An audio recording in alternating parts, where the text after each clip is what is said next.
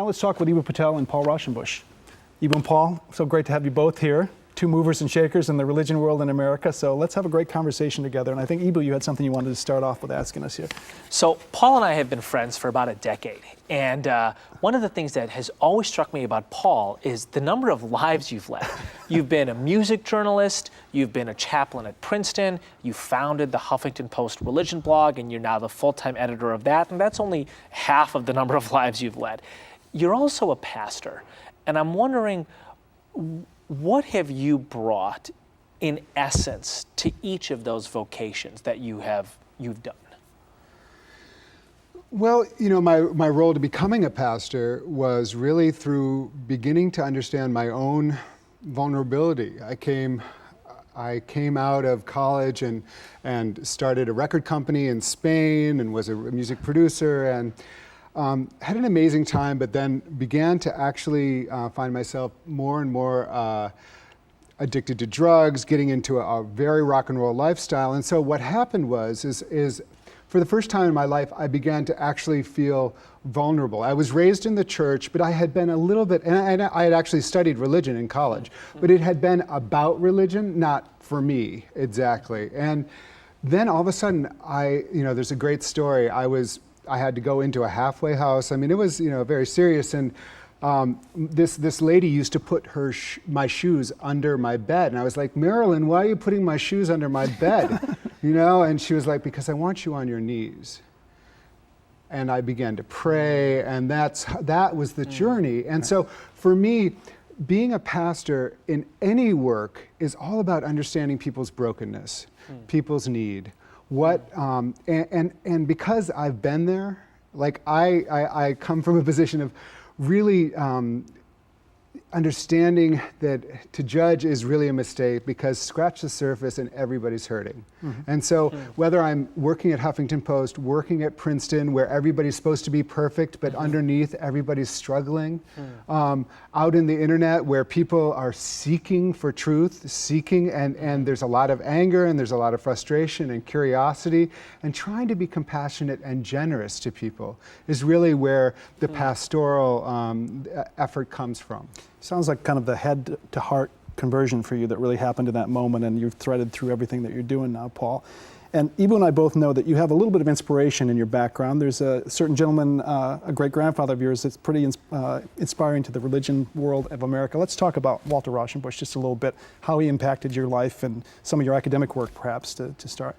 Well, Walter Raushenbush was a figure who lived 100 years ago. He was an evangelical, came from 7 generations of pastors who, and basically the way his conversion happened is that he left seminary. He could have worked anywhere. He took a small church in Hell's Kitchen in New York City, back when Hell's Kitchen meant something, and he got converted by the experience of the poverty of his congregation. He said, it just broke my heart how many children's funerals I had to do, the boxes with the babies in them.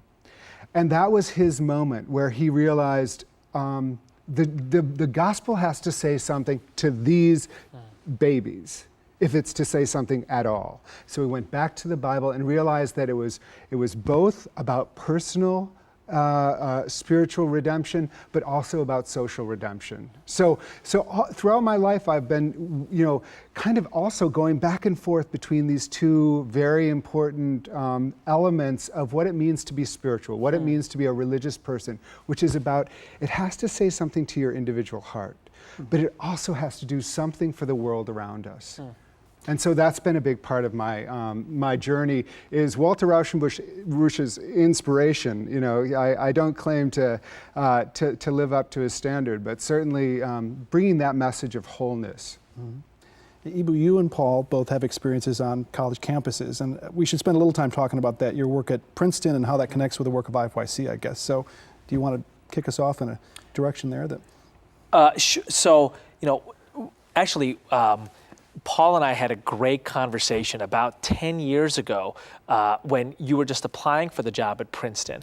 Right. And it was one of the first formal positions at a university that focused on interfaith cooperation. And we've had an ongoing conversation over the past 10 years about the possibility of a big movement of interfaith cooperation on the college campuses, how that could change higher education, how that could change a generation, how that could change America. That's the work that Dan and I do full time. It's the work you did full time for a good long time. I'm wondering, what are your thoughts about that big dream given the last decade of your life?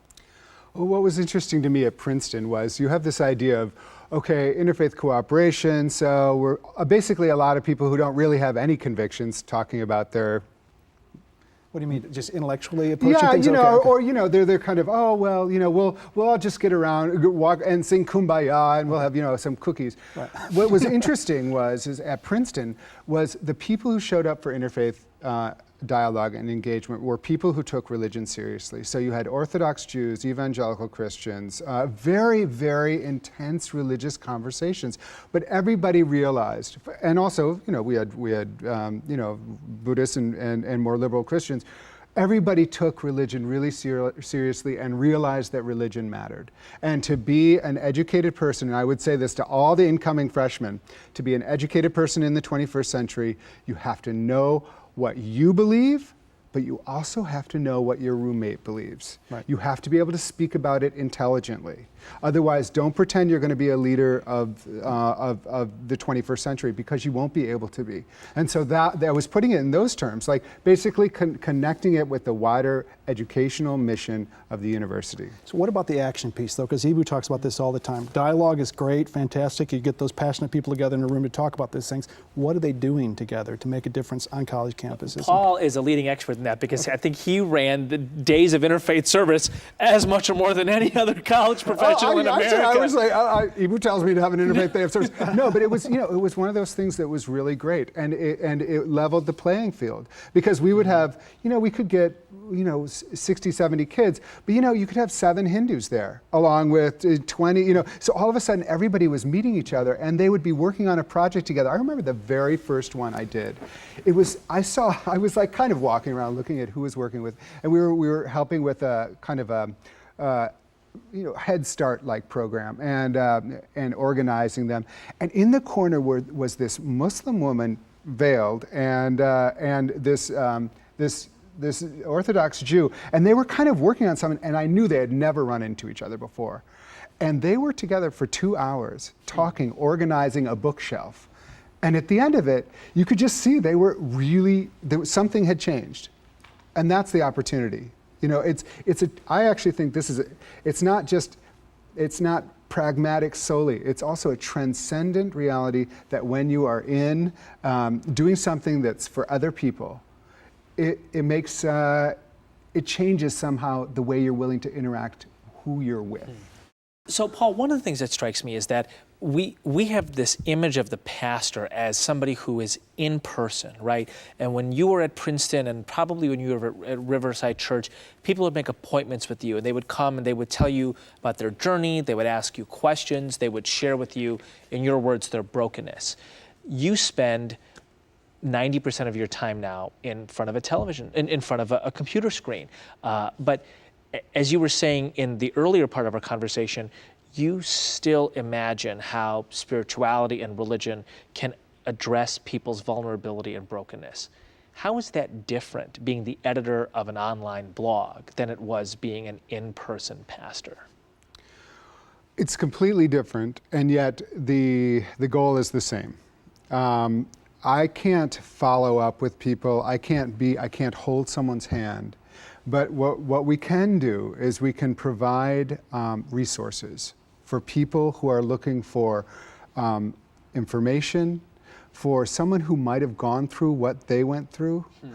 I lost a nephew last year, and I wrote a piece about it. I basically published the eulogy I gave about Sam.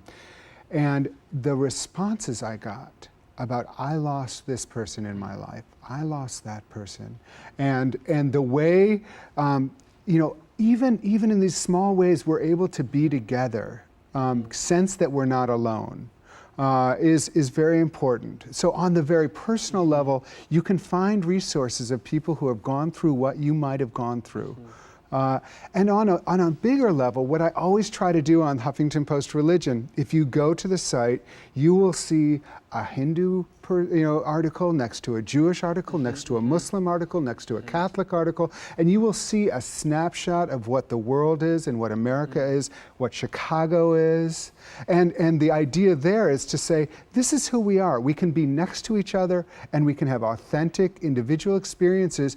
And maybe I'm going to be learning something even if I click on someone who's not of my own faith. Right. And so these are extensions. I say what I'm doing is a ministry at Huffington Post Religion. I'm the only employee of Huffington Post. Huffington Post who probably says that. No, actually, Ariana is so supportive of what I'm doing, right. And she's the one who really wants it to be authentically religious. She wants that, and so she is a big supporter of what we're doing, and appreciates that this is its own thing. So I want to follow up on that. Sounds like you're a big advocate for the social connectivity, obviously, and the social media plays a role in all the pieces that are put up on the Huffington Post.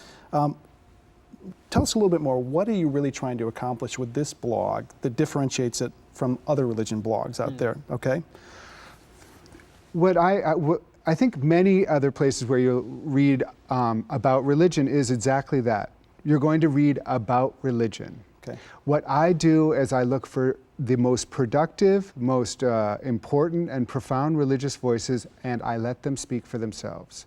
We also have a full-time religion writer who will report about religion, but I'm elevating wonderful, productive voices from across the country and even across the world and giving them a platform.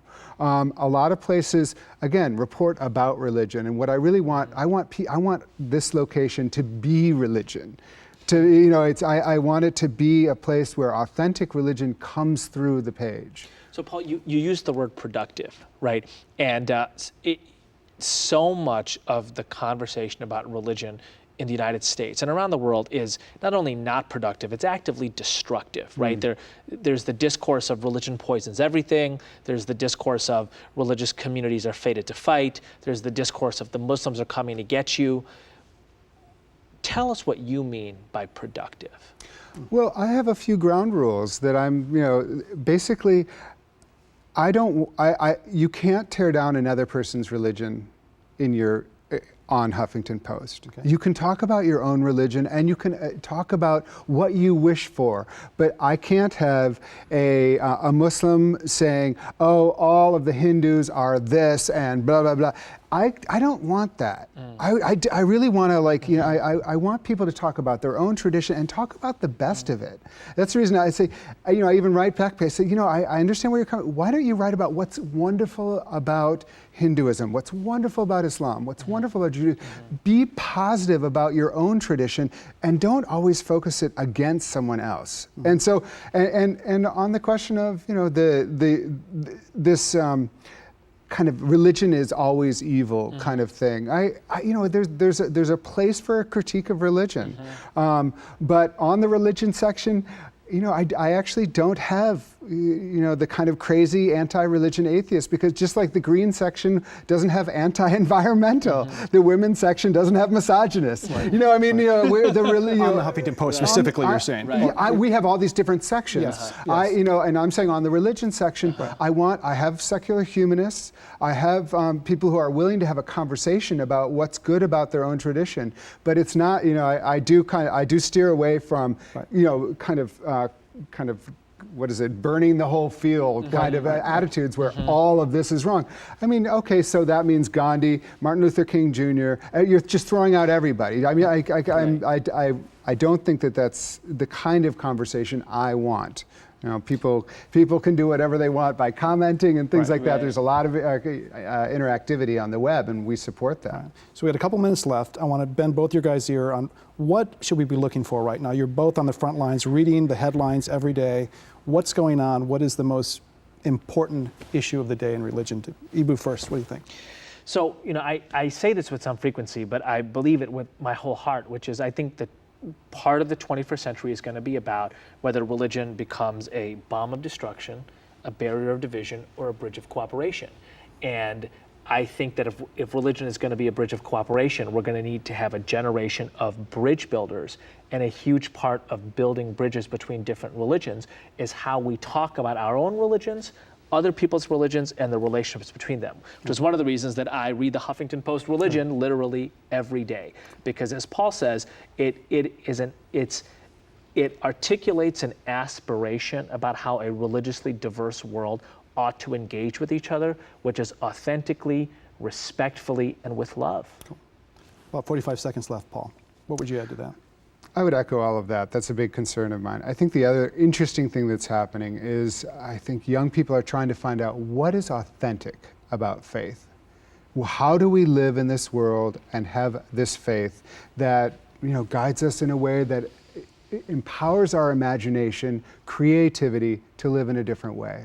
And so for me, I look around and I see all these pockets of very interesting often young thinkers and religious people, and they're really taking their faith and making it into something. They're reigniting it, and that's what I look for. The next generation who's going to really say, okay, you know what? We're going to make Christianity new and beautiful and fresh, just like generations have before us. Great place, Dan. Pleasure to work with both of you guys. Yeah.